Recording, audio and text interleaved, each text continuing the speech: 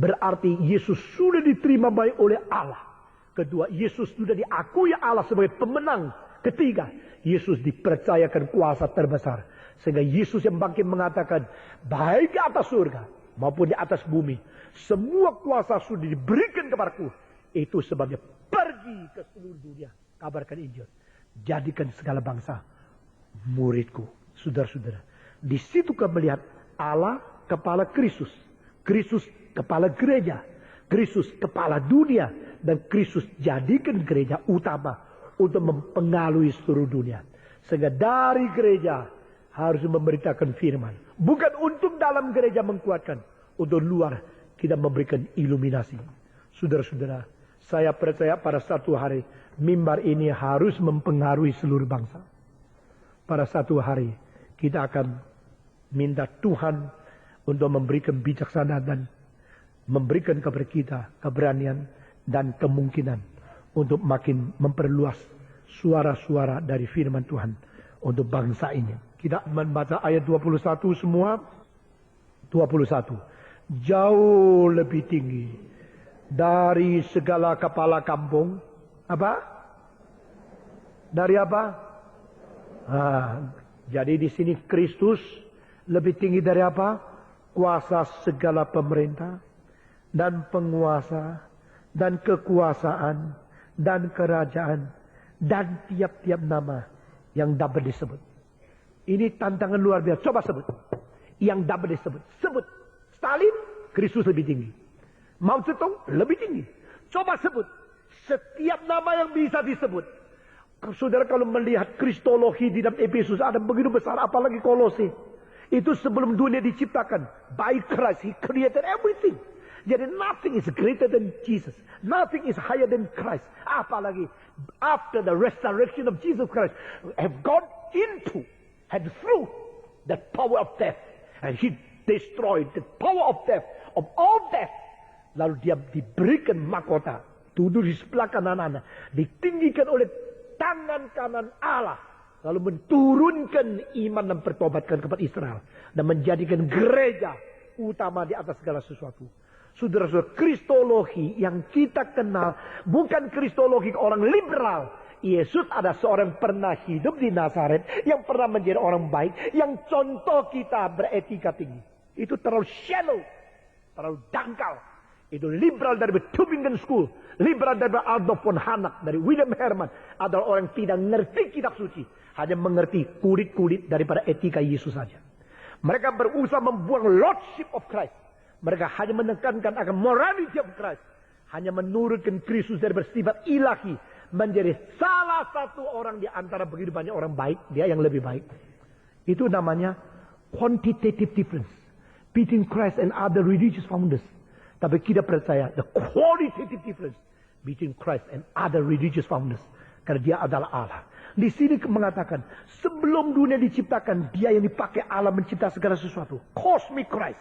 Setelah dia mati dan bangkit, dia mengatasi semua orang, semua pemerintah, semua penguasa, semua orang, semua nama yang boleh disebut. Dan saudara-saudara, ini firman Tuhan. Saya bukan memberitakan teologi saya. Saya memberitakan firman Tuhan. Kalau teologi saya bukan dari firman Tuhan, jangan terima. Seperti apa yang dikatakan oleh Augustinus. Go back to the Bible and depart from me if I'm not according to the Bible. Ini firman Tuhan, dikatakan kuasa ini melebihi, jauh lebih tinggi daripada segala pemerintah, jauh lebih tinggi dari segala kerajaan, jauh lebih tinggi dari segala penguasa, jauh lebih tinggi dari segala kekuasaan, dan jauh lebih tinggi dari tiap-tiap nama yang dapat disebut. Nah saudara-saudara, inilah Kristus. Saudara sadar berapa besar Kristus kau miliki? Saudara insyaf, berapa besar iman yang kau miliki di dalam Kristus? Lalu saudara membaca 21 yang akhir. Bukan hanya di dunia ini saja. Melainkan juga di dunia yang akan datang. Semua 1, 2, 3. Bukan hanya di dalam dunia ini saja. Melainkan juga di dunia yang akan datang. Saudara-saudara. Dan segala sesuatu telah diletakkannya di bawah kaki Kristus. Dan dia telah diberikan kepada jemaat sebagai kepala dari segala yang ada. Jemaat sebagai kepala dari segala yang ada. Ini pengertian Paulus luar biasa. The Christology of Pauline theology in Ephesians. Ada begitu mendalam, begitu besar. Satu kali saya berkhotbah di Universitas Iowa dengan judul How Big is Christ? Judul itu berapa besar Kristus? Saudara-saudara, begitu banyak orang Kristen mengenal Kristus yang sempit. Kristus, kapan perlu Kristus? Kalau sakit, Tuhan sembuhkan saya. Jadi Kristus itu cuma tabib. Kristus itu cuma Santa Claus. Setiap hari Natal baru datang ke gereja satu kali. Atau ikut Natal satu kali. Kristusmu begitu kecil. Paulus mengatakan Kristus ini Kristus yang melampaui seluruh alam semesta. Bukan saja dunia ini, bahkan dunia akan datang. Bukan saja dunia materi, bahkan dunia spiritual. Saudara tahu tidak mengapa doa pakai nama Yesus Kristus? Apa artinya doa dengan nama Yesus Kristus? Doa pakai nama Yesus Kristus bukan meminta seperti pengemis. Lalu dalam nama Yesus amin. Bukan begitu. Nah itulah cara teologi dari Chow Yong-gi. Minta dengan nama Yesus, mau engkau mobil yang hitam, yang nomornya begini, yang berapa cc, pabrik atau Mercy atau BMW atau Rolls Royce. Engkau minta sesuai itu dalam nama Yesus pasti diberikan. Itu doanya ajaran seperti orang kafir yang sama sekali bukan Alkitab.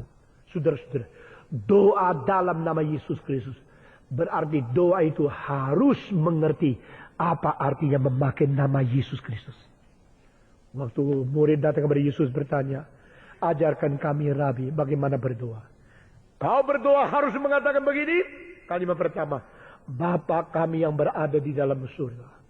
Our Father which art in heaven.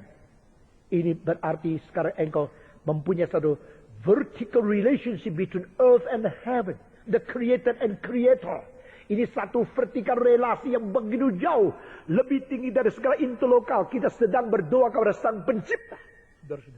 Our Heavenly Father. Our Father which is in heaven. Ini kalimat pertama. Kalimat kedua apa? Dipermuliakanlah namamu. Jadi orang yang tidak mengerti ini jangan doa. Apalagi mereka yang memakai nama Yesus sembarangan berdoa. Ada mereka yang tidak berhak berdoa. Karena mereka tidak mengerti nama yang teragung harus dipermuliakan dulu. Bahkan di dalam doamu engkau menyebut dan ingatkan dirimu. Our Father which is in heaven, hallowed be thy name. Dipermuliakanlah namamu. Dan kehendakmu jadilah. Kerajaanmu datanglah. Kehendakmu jadilah. Ini menjadi satu pokok-pokok daripada seluruh keinginan kita yang paling mendalam. Di hadapan Tuhan kita utarakan. Baru boleh engkau mengatakan. Berikan makanan hari ini kepada kami. Yang secukupnya.